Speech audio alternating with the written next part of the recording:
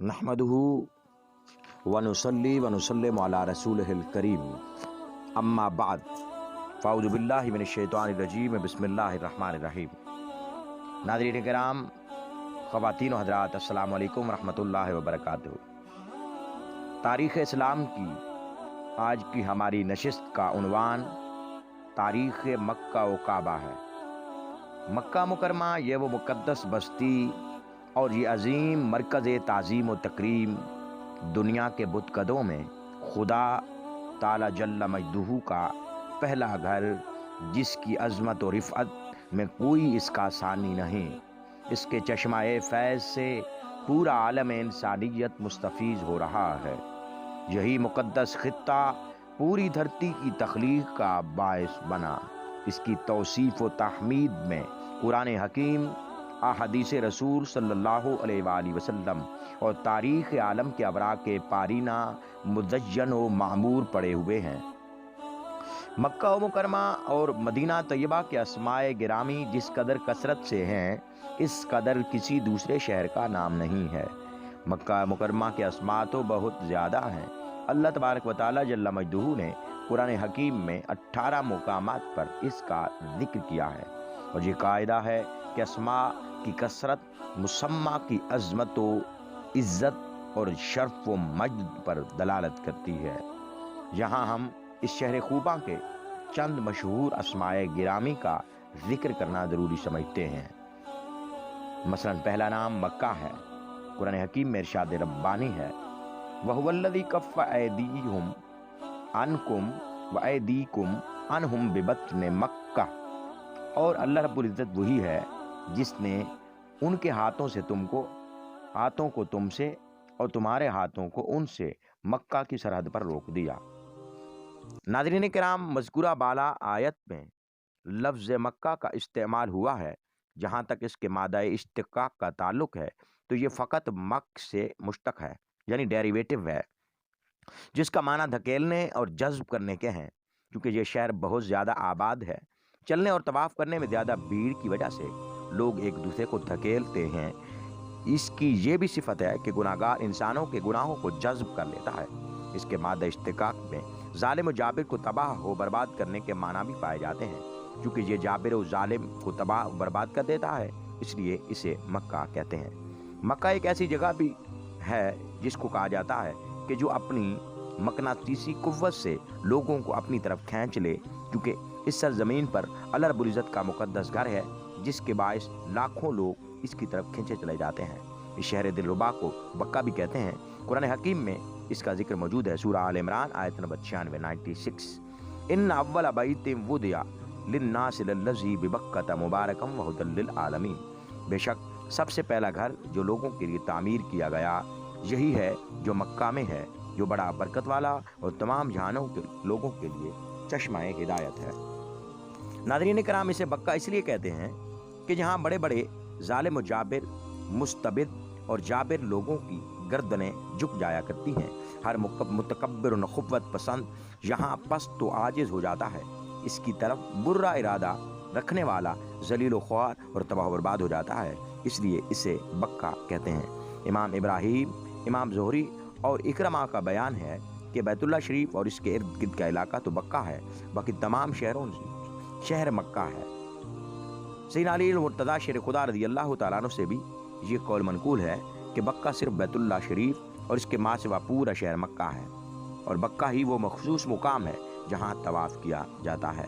یہی وجہ ہے کہ طواف صرف حرم کے اندر ہی جائز ہے، باہر نہیں، کیونکہ باہر کا حصہ مکہ میں شمار ہوتا ہے۔ یہی قول امام مالک، امام ابراہیم نخعی، امام عطیہ اوفی، امام مقاتل بن حسان کا ہے، اور یہی روایت بھی ہے کہ مکہ تو صرف بیت اللہ ہے، جہاں تک حدود حرم ہے وہ سارا مکہ ہے۔ علامہ طاہر کردی تاریخ القویم میں بیان کرتے ہیں کہ مکہ جبل ابی قبیس اور جبل کیکعان کے درمیان کا حصہ ہے۔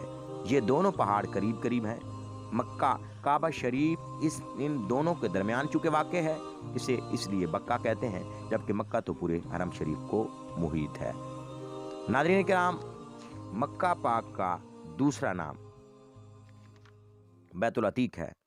ثم محلھا الی البیت العتیق، پھر قربانی کے حلال ہونے کی وجہ سے بیت العتیق ہے۔ قربانی کا محل بیت اللہ شریف نہیں، بلکہ جیسا کہ حضور علیہ الصلوۃ والسلام نے ارشاد فرمایا، مکہ مکرمہ اور منی کے تمام پہاڑیاں قربانی کی جگہ ہیں۔ تو اس سے واضح ہوا کہ آیہ مقدسہ میں بیت العتیق مکہ مکرمہ کو کہا گیا، نہ کہ بیت اللہ شریف کو۔ اس کو فخر الدین رازی نے تفسیر کبیر میں لکھا ہے۔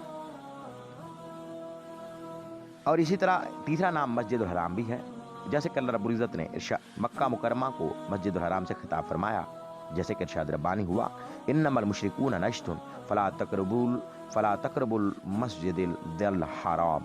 یہ مشرک پلید گندے ناپاک ہیں، پس اس سال 9ویں ہجری کے بعد وہ مکہ مسجد حرام کے نزدیک نہ آنے پائیں۔ امام عبد الرزاق نے حضرت عطا بن یسار سے روایت کی ہے، یہاں مسجد حرام سے مراد حرم محترم یعنی مکہ معظمہ کے سے مشرکین کا داخلہ صرف بیت اللہ ہی میں نہیں بلکہ حدود حرم سے بھی ممنوع ہے۔ اب حدود حرم پر تختیاں آویزاں ہیں جس پر یہ عبارت رقم ہے، اس مقام سے آگے مشرکین نہیں جا سکتے۔ اسی طرح حدیبیہ کے مقام پر مشرکین مکہ اور حضور نبی کریم صلی اللہ علیہ وسلم کے درمیان معاہدہ طے پایا، جو قرآن حکیم میں اس طرح بیان ہوا، الا الذین عاہدتم عند المسجد الحرام۔ یہ سورہ توبہ ہے، آیت نمبر 7 ہے۔ مگر جن لوگوں نے تم سے مسجد حرام کے پاس عہد کیا۔ پھر دوسرے مقام پر ارشاد ہوا، ان الذین کفروا ویصدون عن سبیل اللہ والمسجد الحرام الذی جعلناہ للناس سواء العاکف فیہ والباد۔ اور بے شک وہ لوگ جو کافر ہیں اور ان لوگوں کو اللہ کی راہ سے اور مسجد حرام میں داخل ہونے سے روکتے ہیں، جس کو ہم نے لوگوں کے لیے یکساں قابل احترام بنایا ہے، خواہ وہاں کا رہنے والا ہو یا باہر سے آنے والا۔ امام فخر الدین رازی فرماتے ہیں رحمۃ اللہ تعالی علیہ کہ یہاں بھی مسجد حرام سے پورا حرم شریف یعنی مکہ مکرمہ مراد ہے۔ اس کی دلیل یہ ہے کہ العاقف سے مراد قیام کرنا، اور یہاں بات عیاں ہے کہ لوگوں کا قیام بیت اللہ میں نہیں بلکہ شہر مکہ کے مقافات میں ہوا کرتا ہے، اس لیے یہاں مسجد حرام سے مراد مکہ مکرمہ ہے۔ چوتھا اور آخری نام جو اسماء گرامی ہم ذکر کر رہے تھے ان میں ہے ناظرین کرام ام القریٰ، لتنذروا ام القریٰ ومن حولہا، یہ سورہ الانعام آیت نمبر 92۔ اور اس لیے بھی اسے نازل کیا گیا تاکہ آپ اس مرکزی مقام مکہ مکرمہ اور اس کے آس پاس کے لوگوں کو ڈرائیے۔ سیدنا عبداللہ ابن عباس رضی اللہ تعالیٰ عنہ اس کی وجہ تسمیہ یوں بیان کرتے ہیں کہ یہ شہر عزت و تکریم میں دنیا بھر کے شہروں سے بزرگ برتر ہے، چونکہ اسی کو پھیلا کر قرۂ ارضی کو وجود میں لایا گیا، اس لیے اسے ام القریٰ کہتے ہیں۔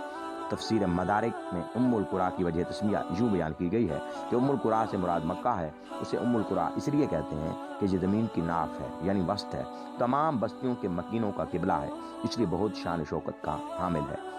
اس کے علاوہ بھی اس مقدس شہر کے اور بھی اسماء کثیر ہیں جن کا ہم نے کثرت کے ساتھ ذکر کر دیا۔ ناظرین کرام، آج کی ہماری ویڈیو اگر آپ کو پسند آئی ہے اس کو ضرور لائک کیجئے اور اس کو شیئر کیجئے تاکہ آنے والی تمام معلومات آپ تک پہنچتی رہیں۔ ہمارے اس چینل کو ضرور سبسکرائب کیجئے اور اس کو دیکھتے رہیے۔ دعا ہے اللہ تبارک و تعالی ہمیں تاریخ اسلامی کو سمجھنے اور اس پر عمل کرنے کی توفیق عطا فرمائے۔ وما علینا الا البلاغ۔